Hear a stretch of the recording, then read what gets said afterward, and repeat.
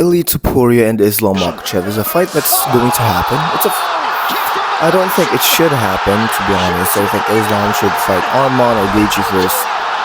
Or I think Ilya should fight Arman or Gaethje first to prove that he's actually, well, 145, 155, right?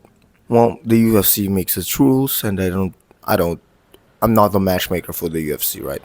Actually, is Islam versus Ilya booked? It's not really, the date isn't really revealed, but I don't really care. But the talk is in Ilya Topuria versus, right, Islam Makhachev. And if the fight happens, this is my prediction. Ilya is probably going to throw a lot of jabs. He's probably going to get taken down. And at some point, Ilya is probably going to find his range, test the chin of Islam Makhachev, test his boxing. But Ilya has great striking. Ilya will probably, most probably, catch Islam with that overhand. And Islam will take that shit and he won't do anything, right? Because Ilya Topuria has been tested. He's probably the best lightweight of all time. I'm gonna say that. Probably the best lightweight of all time. I'm gonna put him on top of Khabib. I'm going to put him on top of Conor McGregor. All these guys, right? The reason being is because he's the most tested lightweight, right?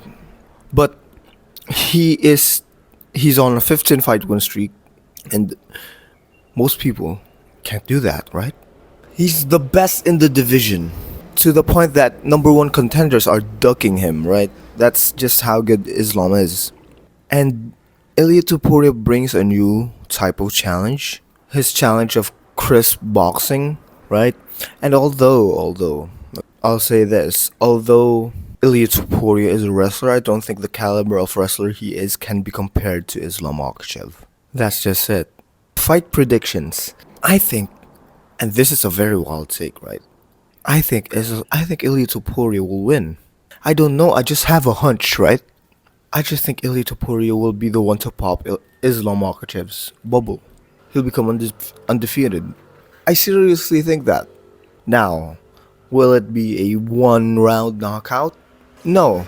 It's probably going to find a lot of range. Islam isn't like that, right? Islam fights slow.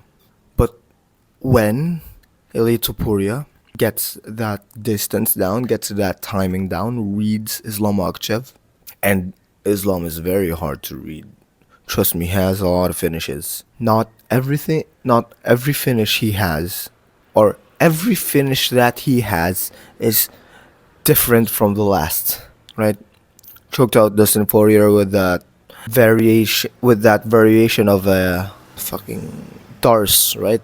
Volkswagen got fucking head kicked, right? But the caliber of fighters he's beat is up there.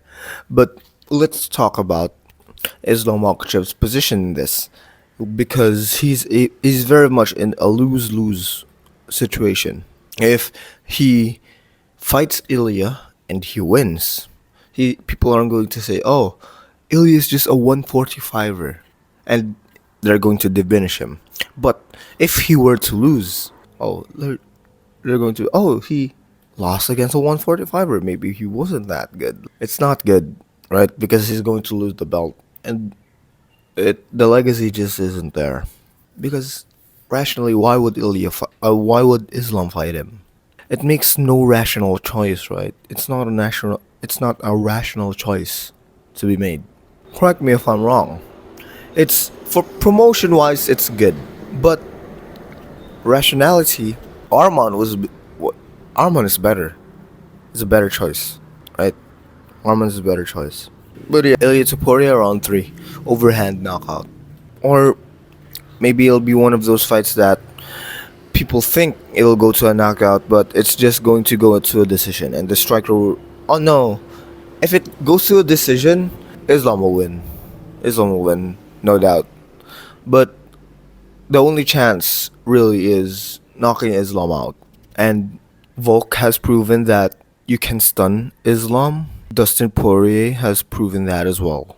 Ilya Topuria If he stuns Islam, he's going to, it's going down. Islam is going down. That's what I think, right? But anyways,